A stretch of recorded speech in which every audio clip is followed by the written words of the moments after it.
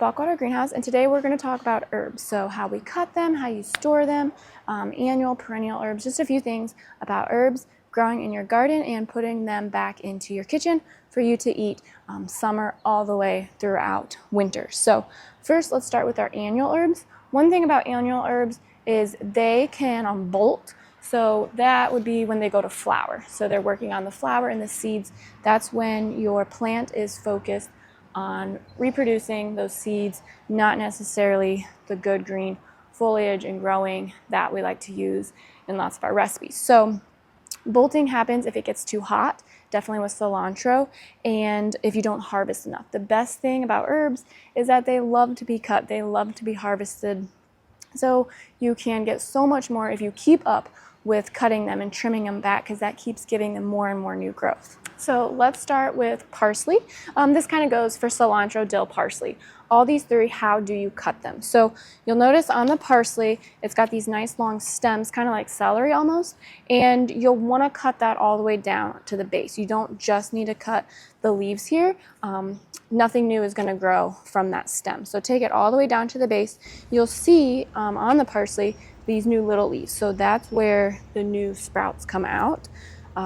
So take as much as you want off to get all the way down to those new little leaves. Thing with the dill and cilantro, you're going to use those leaves, take them all the way down to the base of the plant, and your new little guys are going to come out from the base. Basil, little different. You're going to want to cut it from the top. So let me go grab some for you real quick. All right, I got my basil. So this is a Italian large leaf basil. And basil, instead of kind of going in like we did with the cilantro and dill, you want to focus on the top, cutting top down. You'll notice with the basil, here's the top leaves, they keep on coming out, but then you'll see a new set right below it. So to cut our basil, what we're going to do is go down to that next set of leaves, that little node, and that's where you want to cut your. The one thing with basil, again, we don't want it to bolt. We don't want it to go to that flowering stage, because then it's going to be focusing on that, not the leaves. So if you have really tall basil and you start to see the flowers, you're really going to want to cut that down, go down, definitely a couple nodes. You'll get lots of leaves off of that, and then that will keep your basil looking bushy and keep getting those nice leaves to keep it going throughout the summer. So that's basil. How do you store? What's the best way to keep these annual herbs? My favorite way is to, once I get them all picked off and everything, I wash them, and then I lay them out on my cutting board and I slice them all up, and then put them in ice cube molds, ice cube trays with some oil, or you can use water, but it's super good.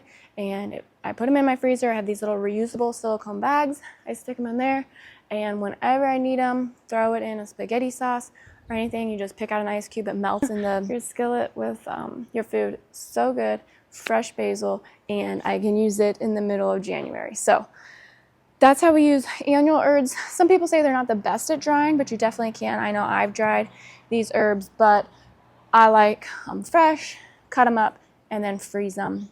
You could also freeze them whole too. So those are annual herbs. Let's talk about our perennial herbs. So these are herbs that are going to come back year after year. They might have more woody stalks, woody stems, and that will consist of sage, rosemary, mint, thyme, and oregano. Those are all great perennial herbs that will last here in Ohio year after year. It might take a few years to get them established and get them really large, but we have some great ones in pots here at the greenhouse that totally will do good the first year. So let's start with sage. Sage, again, you can see it's got a nice woody stalk on there. And then with its being so big leafed, the big leaves on sage, you can honestly just pluck some of those off. You don't have to cut all this off if you don't need all that at one point, but take some leaves off, or again, you'll take your scissors, your little pruners, go down to a node, kind of like a Y. You can see the new leaves coming out, and that is how you do sage. Same thing with the rosemary, mint, thyme, oregano. I got an oregano for us. This one you can see is kind of flowering, so again, we don't want it to get there We want to keep it trimmed back so you get more oregano throughout the season, and to keep it looking healthy and to prevent it from flowering. Unless you are kind of done with it for the season, you can let it flower. It makes a nice little white flower. Oregano, since the leaves are so small, just kind of go through and you can cut all this off. So I just kind of, if it's getting really long like this, just grab it all, cut all those leaves off. And then with perennial herbs, these are really nice to dry. So you can take off a little bit of the stalk. If I get a rosemary here, you can take off some of these bottom strands here and then hang this up in a clump with them all and dry those. Hang them upside down somewhere. You don't want them in light, so just in your pantry or somewhere dark, and you'll just let them dry. So when the leaves are brittle, you'll notice when they're brittle, like you would see in a seasoning packet in the store or something.